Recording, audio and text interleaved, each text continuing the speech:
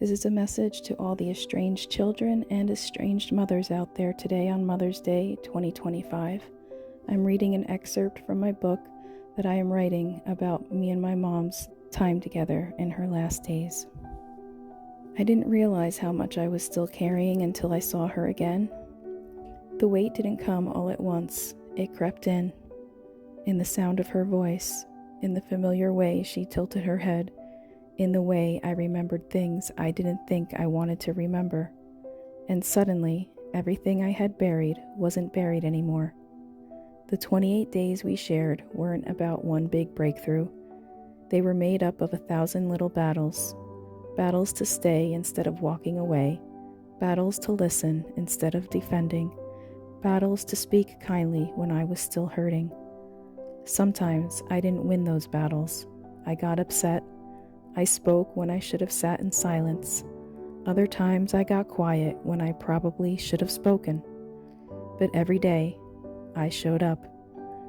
And somewhere in that showing up, in the presence and imperfect moments, there was a surrender of everything I thought I was owed.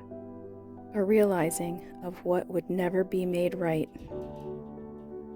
A decision to love her anyway, not because she said all the right things, not because she finally saw everything the way I did, but because I was no longer willing to carry that kind of weight, because it was costing too much.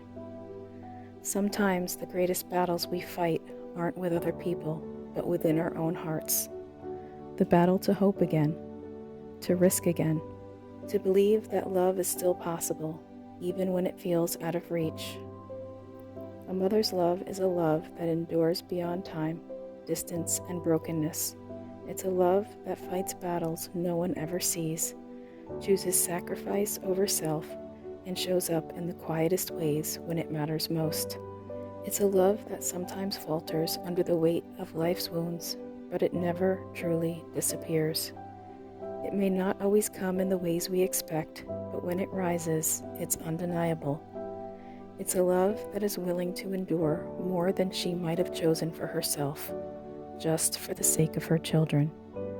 This is the story of how I found love, not in the places I had been looking, but where love chose to show up, where it had been waiting all along, just behind a door that was closed for far too long.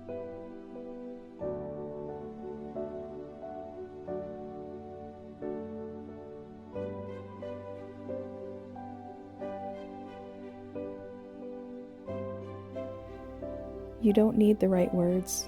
You don't even need a full reconciliation. You just need to soften, even slightly, to say, I'm here. Because one day you may find yourself wishing for one more moment. And when that day comes, you'll give anything to have what you still hold right now. If you still have time, please use it. Just pick up the phone, walk through the door, send that message, or write that letter before the day comes that changes everything you thought you once knew.